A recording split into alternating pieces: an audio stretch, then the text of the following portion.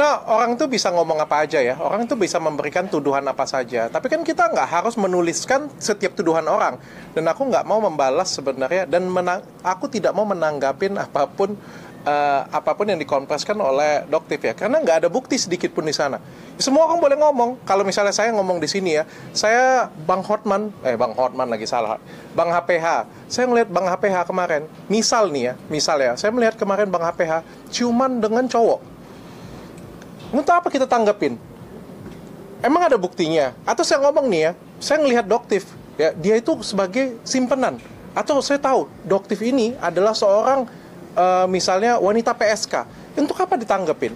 Kan semua orang bisa memberikan tuduhan ya.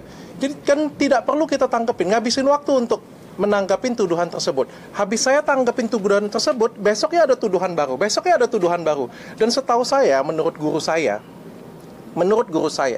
kalau itu salah, itu namanya fitnah.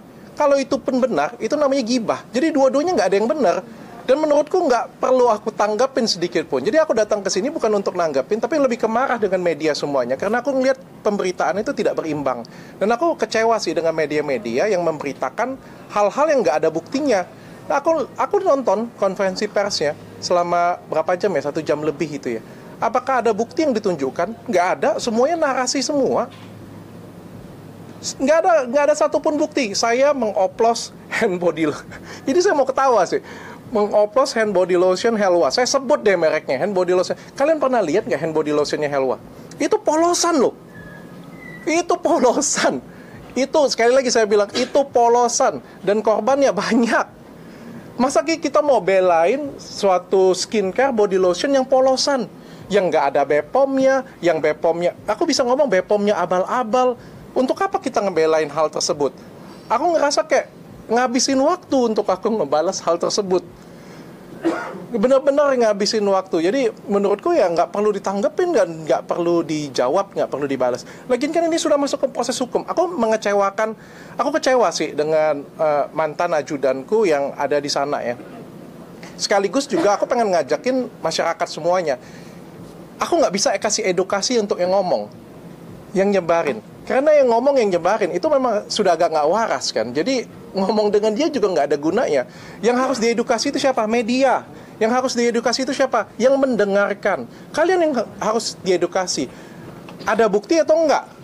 Ada bukti konkret atau enggak? Kalau ada bukti konkretnya diberitakan, monggo silakan.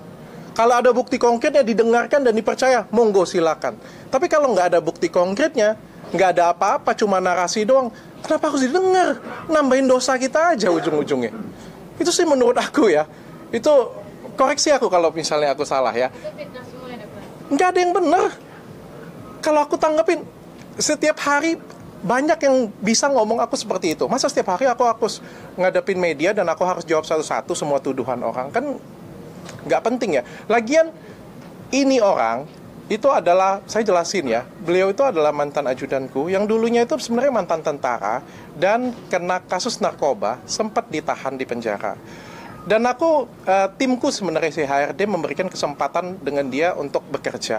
Aku memberikan kesempatan untuk dia. Ternyata dia mengulangin kesalahannya lagi. Beliau itu memeras aku dan aku sudah tunjukkan buktinya di Instagramku.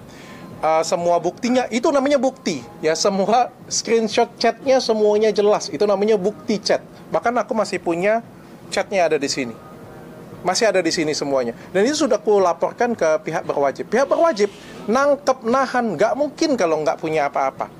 Beliau ngelihat buktiku ini dan sudah karena yakin lah maka ditahan. Dan aku sangat menyesalkan sudah mendapatkan penangguhan penahanan. Itu bukan bebas ya, itu penangguhan penahanan. Kalau ditanya dengan saya apakah penangguhan penahanannya itu karena saya, tentu saja tidak. Saya ini kan cuma rakyat biasa ya, orang sipil ya. Yang menentukan tentu saja adalah pihak berwajib. Dalam hal ini adalah kepolisian. Kepolisian ada nggak tanya dengan saya? Sebagai etikanya ada bertanya kepada saya. Salah satu penyidik bertanya, "Dok, ini ada pengajuan penangguhan penahanan." Bagiku aku melihat ya boleh aja, aku bilang nggak ada masalah. Toh juga kita ada komunikasi dengan bapak itu sebelumnya, dan aku ngerasa kayak ya udah nggak jadi masalah lah. Yang penting proses masih terus berlanjut. Tapi kan begitu beliau keluar, beliau melakukan konferensi pers dan menjelek-jelekkan, aku pikir ini sangat tidak bijaksana sih, sangat tidak bijaksana. ini mungkin Bapak yang nggak ngerti atau dimanfaatkan orang lain. Kan itu kan akan memperberat proses hukumnya dia sebenarnya. Ini proses hukumnya belum selesai loh.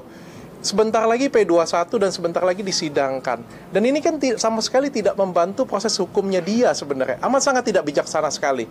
Aku sih kasihan ya, sampai dia dimanfaatkan oleh satu dan dua pihak. Aku sangat kasihan banget ya. Beliau kan nggak ngerti. Ya, itu sih yang pengen ku sampaikan. Ya, sekali lagi aku tidak punya keinginan untuk menanggapi konvensi pers tersebut karena semua yang disampaikan tidak ada data, tidak ada bukti, dan juga itu semuanya ngawur, salah. Dan juga aku datang sini lebih untuk edukasi aja sih untuk rekan-rekan media dan juga masyarakat sih yang mendengar. Berarti ini sebagai salah satu bentuk kekecewaan dokter itu terhadap mantan ajudannya juga bisa jadi atau seperti apa? Saya nggak bisa kecewa dengan dia sih ya, karena dari awal dia meras saya aja saya sudah kecewa. Dia peras saya aja saya sudah kecewa. Dia mempersiapkan foto yang foto dari 1 tahun sebelum berhenti aja saya sudah kecewa. Saya sudah kecewa lama dengan dia. Yang saya kecewa hari ini dengan teman-teman media sih. Mungkin diperasnya dalam nominal berapa dong? Dia minta 70 juta, selanjutnya 770 juta. Jadi 800 sekian. Ya dari awal tuh saya tidak pernah menanggapin pemerasan ini kan. Dari awal sebenarnya kan itu kan dari jam 5 pagi ya. Dan saya sangat tenang sekali. Begitu beliau memeras saya jam 5 pagi, saya ngelihat, saya tidak membalas satu chat pun. Satu patah chat pun saya tidak membalas. Saya langsung ke pihak berwajib, ke polisi. Dalam hal ini saya kasih ke pihak berwajib, lalu pihak berwajib bilang ini tidak dapat diproses. Ini tidak dapat diproses. Kenapa? Karena tidak ada kerugian. Oke. Saya pengen lapor, tapi nggak bisa. Lalu dikatakan apa? Ya, kalau dokter pengen lapor, harus menjadi korban terlebih dahulu. Artinya harus mentransfer. Bukan artinya saya ketakutan, saya mentransfer. Kalau saya nggak salah, kenapa saya harus transfer? Nggak seperti itu, karena hukum di Indonesia itu harus ada kerugian dulu. Sehingga saya memberikan transfer. Setelah saya transfer, saya melaporkan. Dan laporan saya diterima pada waktu itu. Itu yang nominal 2 juta itu, dok? Betul. Ngapain transfer banyak-banyak? Kata Bapak Polresnya katanya transfer berapa aja katanya, yang penting ada kerugian. Lalu saya ada transfer lagi 5 juta. Lalu ada beberapa kali lagi transfer sih. Tapi memang tujuan saya kan sebenarnya ya udah, kalau mau berhenti, mau resign kan baik-baik saja sih. Dan ini juga apa yang kita mau dukung ya dari keadaan seperti ini ya. Saya pikir kita harus bijaksana ya. Seorang mantan karyawan. Ini mantan karyawan yang digaji dengan layak, yang mendapat hak dengan layak. Setelah berhenti dari tempat kerja, menjelek-jelekkan tempat kerjanya, itu sangat tidak bijaksana menurutku. Sama seperti kita makan di mana, berak di mana. Apa sih yang kita mau dengerin? Apa sih yang mau kita kita hargain dengan orang seperti itu? Saya nggak appreciate sekali orang seperti itu sih. Bagi saya, kalau saya kecewa dengan tempat kerja saya sebelumnya, ya saya akan ngomong saya kecewa, tapi saya nggak akan jelek-jelekin. Kita cari makan di sana. Kita cari nafkah di sana. Itu menurut saya ya. Tapi nggak tahu menurut kalian. Tapi dokter kan nama mantan ajudan dokter juga disebut-sebut oleh dokter ya, dok ya. Dokter ngelihatnya gimana sih? Apakah itu sesuatu yang sebenarnya nggak harus dihubung-hubungkan dengan kasus yang ini apa gimana? Ya, sekali lagi saya bilang saya nggak bisa edukasi pihak sebelah sana ya. Karena saya edukasi orang yang waras aja, yang pintar aja ya. Kalau orang yang sudah agak nggak waras, ya percuma ngomongnya apa aja.